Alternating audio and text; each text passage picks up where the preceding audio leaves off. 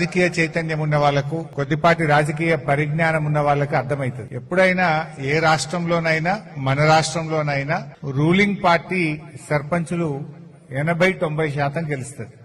అది కామన్. అది అధికార పార్టీ వాళ్ళు 80 నుంచి 90% సర్పంచులు సహజంగానే గెలుస్తూ ఉంటారు. గతంలో బీఆర్ఎస్ పార్టీ కూడా అధికారంలో ఉన్నప్పుడు మనం కూడా 80 నుంచి 90% సర్పంచులు గెలిచాం గతంలో. కానీ ఈసారి కాంగ్రెస్ అధికారంలో ఉంటే బీఆర్ఎస్ పార్టీ దాదాపు 35 నుంచి 40% సర్పంచులు గెలిచింది.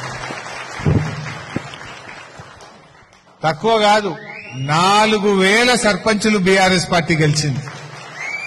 4000 అంటే మామూలు మాటనా? అంటే ఇది దేనికి సంకేతం?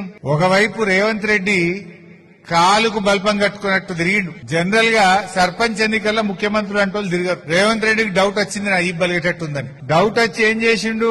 ఎన్నికల కోడ్ను ఉల్లంఘిస్తూ జిల్లాకు పోయి మహిళా సంఘాలలో పిలిపించుకొని దీనికి కొబ్బరికాయ కొడుతున్నా, దానికి కొబ్బరికాయ కొడుతున్నా, ఇది శాంక్షన్ అయిపోయింది, అది శాంక్షన్ అయిపోయింది అని ఊరిచ్చి మాటలు చెప్పి గల్లీ రేవంత్ రెడ్డి తిరిగితే కూడా జనము బండకేసి కొట్టిండ్రు. రేవంత్ రెడ్డికి దిమ్మ తిరిగే తీర్పిచ్చింది ఇలా తెలంగాణ పల్లె ప్రజలు.